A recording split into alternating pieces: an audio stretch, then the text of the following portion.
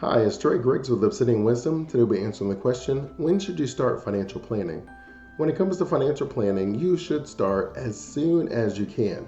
Most times we start financial planning more in our 30s or 40s and our 50s as we get closer to retirement. But one of the biggest benefits you have to starting financial planning as early as possible is your time.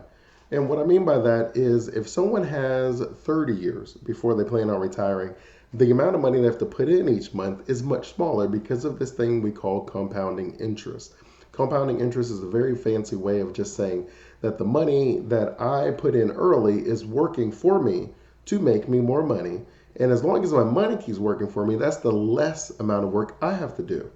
And so you continue putting money in every single month, no matter what the amount is, you will find that you could retire even earlier than you thought if you start early enough. Because realistically, you could put a plan together where someone can invest for 10 years and they should be able to retire pretty comfortably. If you gave yourself 20 years, then you should be even better situated. 30 years, it's almost a knockout of the park. And so, if it becomes the opportunity for you to start investing early, for you to start allocating your money in a more effective way, then that ultimately means that you should have a financial plan in place as soon as possible. Now, for some, that just may not make that much sense for you in the beginning. You either don't want the investment of having a financial planner, or you just really are dealing with like your student loans and different debt. But you will find that the good financial planners are able to put a plan together that also helps you to get out of debt quicker than you originally were, where your money is working in such an effective way that you're able to get rid of your debt, including your student loans. You're able to take on new responsibilities. Maybe you want to get married to have a family. Maybe you want to get a house or a new car, where you really start putting a plan in place for all of this. Because more times than not, if you've seen it, 65% of Americans are retiring broke, which means they have about $5,000 or less. They just don't have any money to retire.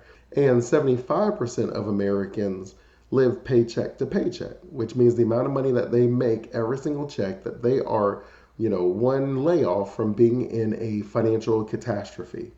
As a result, you can see the importance of financial planning. We should all be able to build up an emergency fund, but sometimes it just feels very overwhelming because we feel like we have all these bills we have to pay, all these things that are going on today, that it becomes very difficult for us to even see the future. And so that is usually where it becomes a big benefit for someone to actually have a financial planner, because as long as you have a financial plan in place, then you can be very intentional with your money. Where even though you may not be able to allocate as much as you think you should towards retirement, even if you're able to put $20 from every check, $50 every month, whatever the amount is, you'll be surprised because what ends up happening is as you put the money away, in a year, you're going to be like, wow, I didn't expect to have this much money set aside. This is actually like a really good feeling.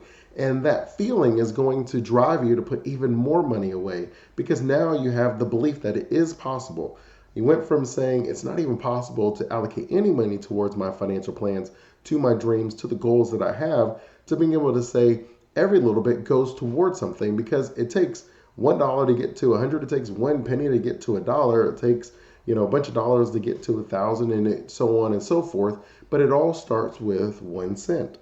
And there's really no other way to look at it. So as long as you have a plan in place where you're allocating a percentage of your income every single year towards your financial dreams, then it is more likely that you will achieve your financial dreams. Most people find it very difficult to achieve their financial dreams because they're so stuck in the present, in the circumstances of the now, that it becomes very difficult for them to even imagine what success looks like.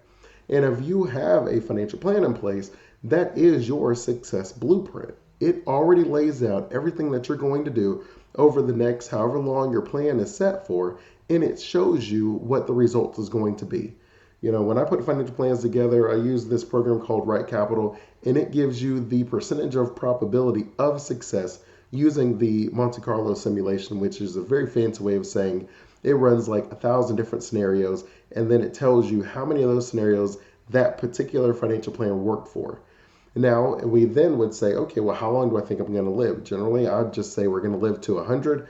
Yes, the average is more like 87, but if we say we're going to live to 100 and we have a plan that has like 80% or higher of success, well, then we already are being very conservative. So that really means that it's a very high likelihood that everything's going to work out.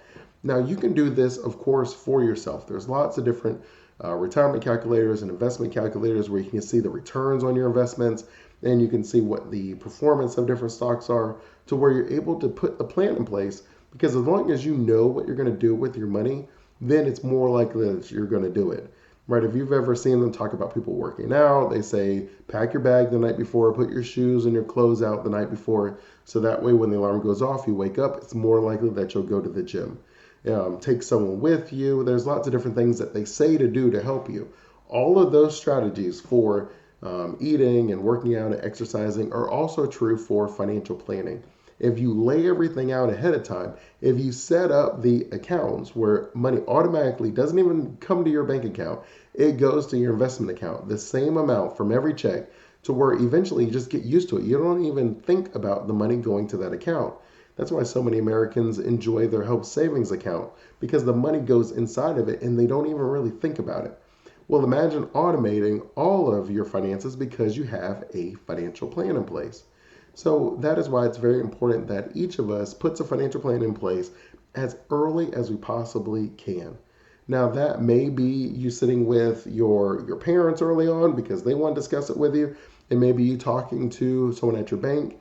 It may be you watching videos from people like me. It may be sitting down with someone in a professional or just going at it on your own. Whatever that looks like, you want to make sure that you are taking it seriously and putting a financial plan in place because you want to be able to have the plan, the blueprint of how you're going to achieve success, but you also want to make sure that you look at that plan because success and happiness changes for us. Things that were important to you at 20 may not be important to you at 30. So you want to be able to look at your plan every year, every two, be able to say, this is what I'm trying to do. Is this still where I want to go? Because many times as we get older, our priorities change.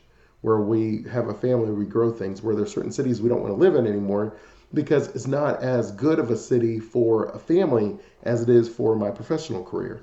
And then you may get older and you may decide, yeah, I didn't realize how important having land on water is for me. And I thought I just wanted to live in the city to be close to work, but I actually kind of like getting away from that sometimes. Our priorities change, and that is what you keep using to update your financial plan. You're like, okay, I wanted to retire in this city. Is that still true? Nope. I want to retire in this city now. Or maybe you want to retire in a different country. You just keep looking at your plan each year, seeing how it adjusts based on your own personal needs and preferences, and then keep updating it with information as you get it. Where you don't have a will because you said you didn't have any assets, but maybe the next time you look at it, you say, okay, now is the time for me to get a will. I have kids, I have assets. It's very important that I set them up. I don't want them to be arguing in court over my assets. And as long as you have that financial plan in place, it's not really a question about do I have enough for a plan?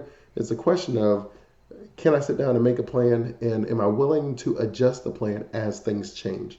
You don't want to keep going hoping that you get to the end result and then you'll get the financial plan. More times than not, we have to have the financial plan in place to get to the result that we're looking for. If you have any additional questions, you know I'm always here for you. Until next time, Wisdomites, remember wisdom is asking the right questions to allow yourself to get the right answers. Keep asking those questions and you will keep getting those answers. Continue blessing.